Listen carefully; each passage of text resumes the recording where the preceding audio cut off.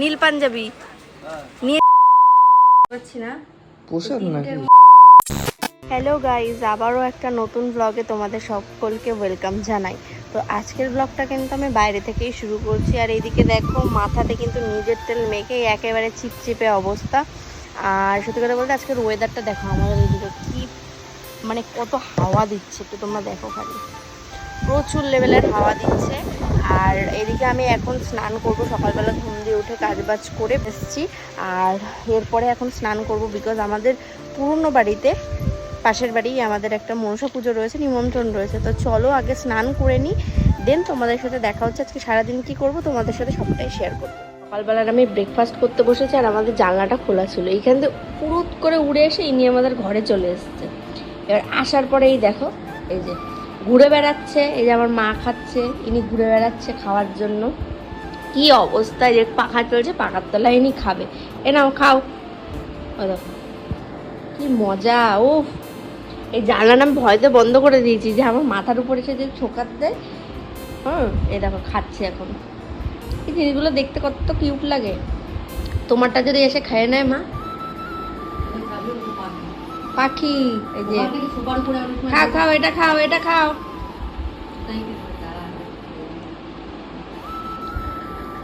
ওটা খাচ্ছে আগে, এরপরে এইটা খাবে।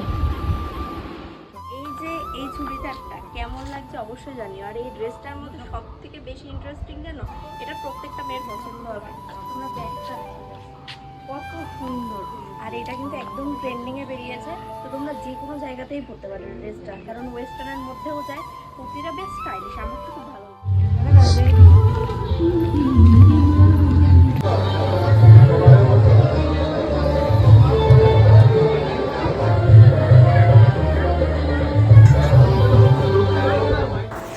আর এইদিকে দেখো এসে দেখলাম কিন্তু পুজো শুরু হয়ে গেছে। আর এই যে দেখতে পাচ্ছ, এটা হচ্ছে গিয়ে রিঙ্কি কাকিমা। যখন পুরনো বাড়িতে আমরা ছিলাম না, তখন এই কাকিমাদের বাড়িতে সব সময় এসে আমি থাকতাম, আর ভীষণ ভালোবাসে। আর এরপরে দেখো এইটা আমার আরও এক কাকিমা, যে দেখো ঠাকুরের সব জিনিস গোছাচ্ছিল। এই কাকিমার ছেলেরই কিন্তু যে বিয়ে ছিল, দাদার বিয়ে, তোমরা দেখেছো এর আগের ব্লগে। আর এরপরে চলে এসেছিলাম আমার বোনের কাছে, কিছু বললাম ফটো তুলে দেওয়ার জন্য। আর এখানে আমরা ফটো তুলে নিয়ে কিন্তু একটু ফাজলামো করছিলাম, আর আমার ঠাম্মা দাঁড়িয়ে রয়েছে আমরা কি করছি সেটা দেখার জন্য।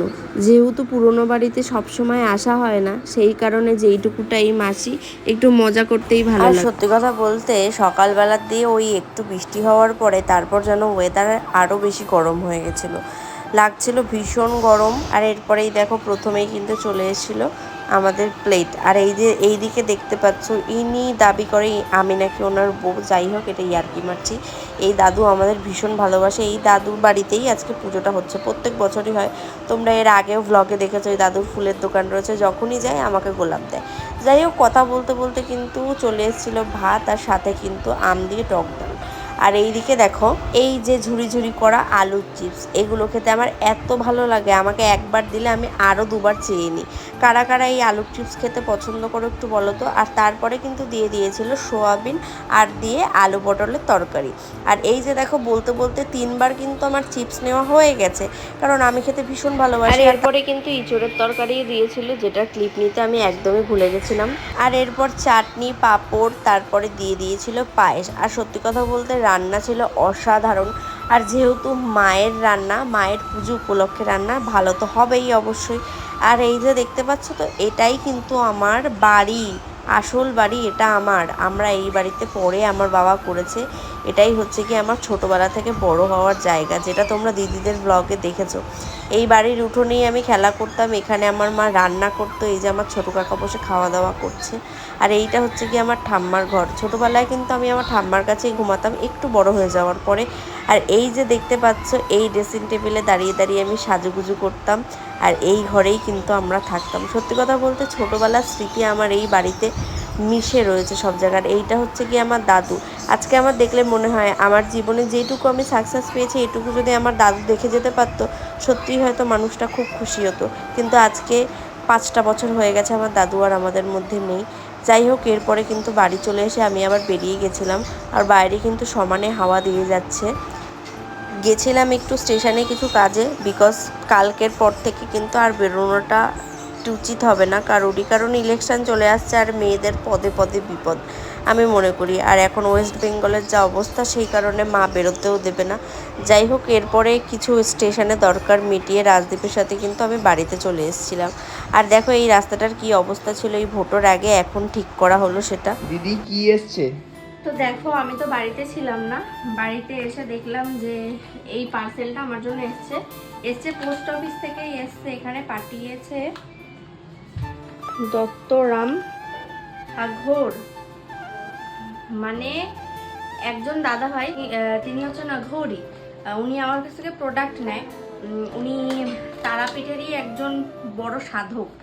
তো সেখান থেকে উনি আমার অ্যাড্রেসটা নিয়েছিল কিছু পাঠাবে বলে। তো এক্স্যাক্টলি আমি জানি না, ওর প্যাকেজিংটাকে ওপেন করি তারপর তোমাদের দেখাই। দেখো এটা ধরে যতটা মনে হচ্ছে কোনো ফটো ফ্রেম রয়েছে, কিন্তু ভিতরে কি আছে আমি সেটা এখনো জানি না। তো তোমাদের সামনে কিন্তু ওপেনিং করে আমি দেখাই যে এর মধ্যে কি রয়েছে। ডবল প্যাকেজিং করা, ডবল প্যাকেজিং করা, যেহেতু অনেকটা দূর থেকেই এসছে। আর পোস্ট অফিসে আমার সেরকম কোনো প্রোডাক্ট আসে না, বা আমিও কাউকে পোস্ট অফিস থেকে পাঠাই না সেটা। ফটো ফ্রেম ভাই ভালো, বিশাল জবরদস্ত প্যাকিং করা, ফুলফিল একদম, ভেঙে যায়। দেখি স্পঞ্জও দেয়া আবার ভিতরে, স্পঞ্জ দেওয়া রয়েছে। এবার বুঝতেই পারছি না।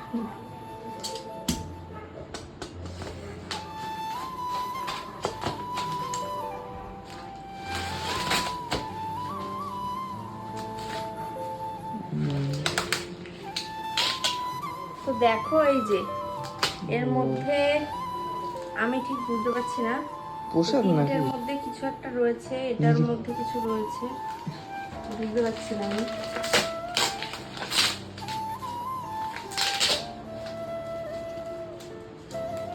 তো প্যাকেজিংটা ওপেন করলাম, কি সুন্দর একটা মা তারার চরণ কিন্তু আমাদের দাদাভাই পাঠিয়েছে, যেটা আমার কাছে ভীষণ বড় একটা উপহার। মানে কি বলবো, আমার দেখে এতটা ভালো লেগেছে।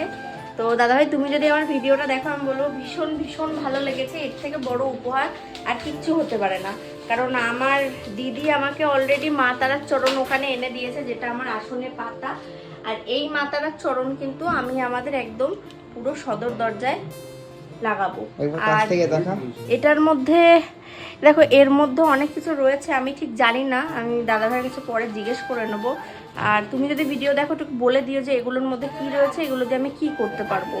যাওয়ার আগে কিন্তু সবাই একবার বলে দিও জয়ের তারা, মা সবাইকে সুস্থ রাখুক আর ভালো রাখুক।